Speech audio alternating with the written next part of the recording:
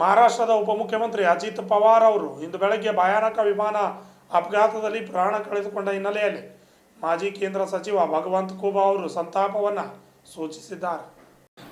ವಿಮಾನ ದುರಂತದಲ್ಲಿ ಸಾವಿಗೀಡಾದ ಅಜಿತ್ ಪವಾರ್ ಅವರ ಅಗಲಿಕೆ ದೇಶಕ್ಕೆ ಹಾಗೂ ಮಹಾರಾಷ್ಟ್ರ ರಾಜ್ಯಕ್ಕೆ ತುಂಬಲಾರದ ನಷ್ಟವಾಗಿದೆ. 30 ವರ್ಷಗಳಿಂದ ಸಮಾಜಮುಖಿ ಕೆಲಸ ಮಾಡುತ್ತಾ ಜನಪರ ನಾಯಕ ಎಂದು ಗುರುತಿಸಿಕೊಂಡಿದ್ದರು. ಅವರ ಈ ಅಗಲಿಕೆಯಿಂದ ಕುಟುಂಬ ಮತ್ತು ಅಭಿಮಾನಿಗಳಿಗೆ ತೀವ್ರ ಆಘಾತ ಉಂಟಾಗಿದೆ. ಭಗವಂತ ಅವರ ದುಃಖ ಭರಿಸುವ ಶಕ್ತಿ ನೀಡಲಿ ಎಂದಿದ್ದಾರೆ.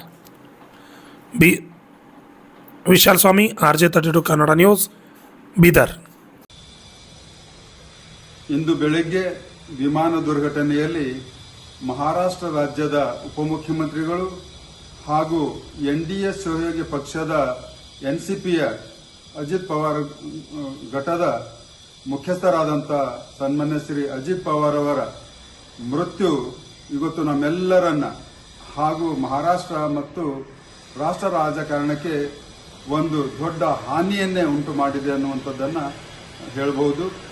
ಹಾಗಾಗಿ ಇವತ್ತು ಅಜಿತ್ ಪವಾರ್ ಅವರ ಕುಟುಂಬಕ್ಕೆ, ಅವರ ಪಕ್ಷದ ಮುಖಂಡರುಗಳಿಗೆ ಮತ್ತು ಕಾರ್ಯಕರ್ತರಿಗೆ ಆ ದೇವರು ಧೈರ್ಯವನ್ನು ಕೊಡಲೆಂದು ವಿನಂತಿಸಿಕೊಳ್ಳುತ್ತೇನೆ. ಮತ್ತು ಅವರ ಅಗಲಿಕೆ ನಮ್ಮೆಲ್ಲರನ್ನ ಅತಿ ನೋವನ್ನುಂಟು ಮಾಡಿದೆ. ಹಾಗಾಗಿ ಅವರಿಗೆ ನಾನು ಶ್ರದ್ಧಾಂಜಲಿಯನ್ನು ಅರ್ಪಿಸ್ತೇನೆ.